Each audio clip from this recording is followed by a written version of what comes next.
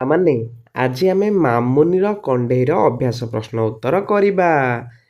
1 number କରେ ଦେଇଛି ଯେପରି ମାଟିରେ କଣ୍ଢେଇ ହୁଏ ସେହିପରି ଆଉ କେଉଁଥିରୁ କଣ୍ଢେଇ ଗଢ଼ାଯିବାର ତୁମେ ଜାଣିଛ?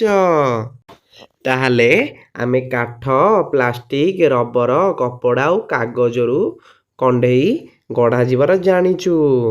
ଖରେ ମାଟିରେ ତୁମେ କେଉଁ ସବୁ କଣ୍ଢେଇ ଗଢ଼ିପାରିବ? ଆମେ କାର୍ତ୍ତିକ, ଗଣେଶ, ବାଘ, ହାତୀ, ବଗ, ମୟୂର ଓ ଶୁଆ ଆମେ ଗଢ଼ିପାରିବୁ। ଗରେ କଣ୍ଢେଇ ଗଢ଼ିଲା ପରେ ଯଦି ରଙ୍ଗ ନ ଦେବା ତେବେ ସେଗୁଡ଼ିକ କିପରି ଦେଖାଯିବ? ପିଲାମାନେ ସେଥିରେ ଯଦି ଆମେ ରଙ୍ଗ ନ ଦେବା ସେ ସବୁଗୁଡ଼ିକ ଫିକା ଦେଖାଯିବ। ଘରେ ହାତୀ କଣ୍ଢେଇଟିଏ ଗଢ଼ିବା ପାଇଁ ତୁମକୁ କ'ଣ କରିବାକୁ ପଡ଼ିବ? ପିଲାମାନେ ଆମକୁ ପ୍ରଥମେ ମାଟି ଆଣିକି ବତୁରାଇବାକୁ ପଡ଼ିବ। ମାଟିକୁ ଚକଟିବା ଓ ତାପରେ ସେଥିରେ ହାତୀ କଣ୍ଢେଇ ତିଆରି କରିବା। ରେ ତୁମକୁ କେଉଁ କଣ୍ଢେଇ ବହୁତ ପସନ୍ଦ କୁହ? ତମେ ଏଟା ନିଜେ ଲେଖିପାରିବ। ମୋତେ ବିଲେଇର କଣ୍ଢେଇ ବହୁତ ପସନ୍ଦ। 2 ନମ୍ବର ପ୍ରଶ୍ନ ପିଲାମାନେ ହେଲା ଆମେ ଲେଖି ଚାଲିବା ବୁଝିହେଲା?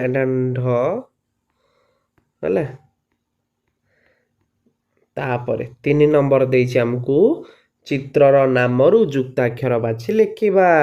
ତାହେଲେ ମେଣ୍ଢା ବୁଝିହେଲା? ମେଣ୍ଢା ଏଠି ଲେଖିଦେବା। ଷଣ୍ଢ, ତାପରେ ଖଣ୍ଡା। 4 ନମ୍ବର ପ୍ରଶ୍ନ ପଢ଼ ଓ ଲେଖ। ପ୍ରଥମେ କ'ଣ ଦେଇଛି? ଗଣ୍ଡ, ଏଠି ଲେଖିଦେବ ଗଣ୍ଡ।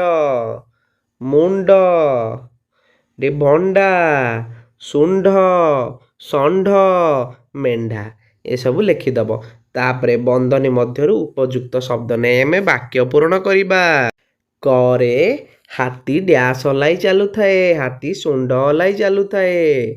ଖରେ ମେଣ୍ଢା ହେଲା ମୁଣ୍ଡ ଭାରି ଟାଣ, ତା ମୁଣ୍ଡିଆକୁ ସାବଧାନ। ଗରେ ପିଆଜ ଷଣ୍ଢା ଖାଇବାକୁ ଭଲ ଲାଗେ।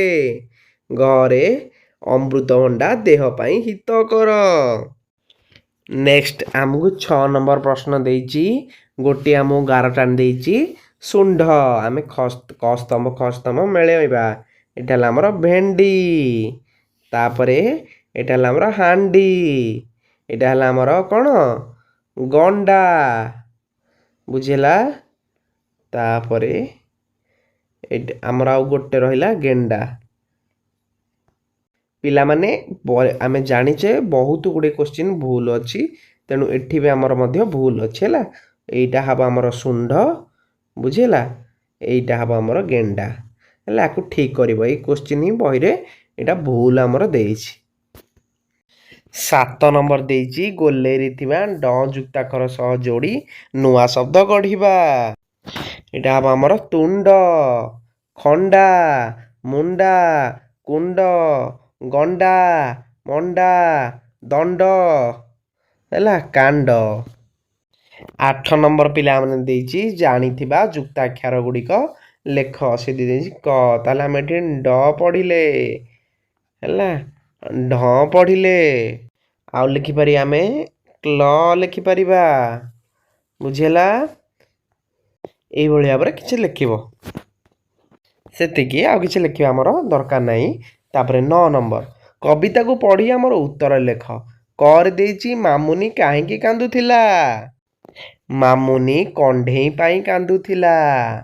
ଖରେ ଆଈ ମାମୁନି ପାଇଁ କ'ଣ ଗଢ଼ିଦେଲେ? ଆଈ ମାମୁନି ପାଇଁ ମାଟିରେ କଣ୍ଢେଇ ଗଢ଼ିଦେଲେ। ଗରେ ମାମୁଁ କାହିଁକି ସବୁ ରଙ୍ଗ ମାମୁନିକୁ ଦେଲେ? ମାମୁନି ତିଆରି କରିଥିବା କଣ୍ଢେଇର ରଙ୍ଗ ଦେବ ବୋଲି ମାମୁଁ ତାକୁ ଦେଲେ।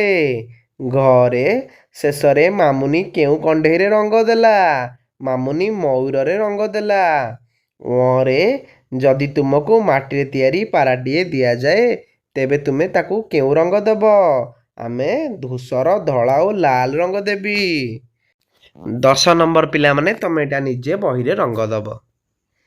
11 ନମ୍ବର ଦେଇଛି ଆମକୁ ତଳେ ଦିଆଯାଇଥିବା ପରିବା ଗୁଡ଼ିକରୁ ସବୁଜ ରଙ୍ଗ ପରିବାକୁ ଅଲଗା କରି ଲେଖ। ତାହେଲେ ଆମେ ଲେଖିଦେବା ପୋଟଳ ଆଉ ଭେଣ୍ଡି, ତାପରେ କାକୁଡ଼ି ଆଉ ଝୁଡ଼ଙ୍ଗ, ତାପରେ ସଜନା ଛୁଇଁ ଆଉ ବନ୍ଧାକୋବି। ବୁଝିହେଉଛି ତ?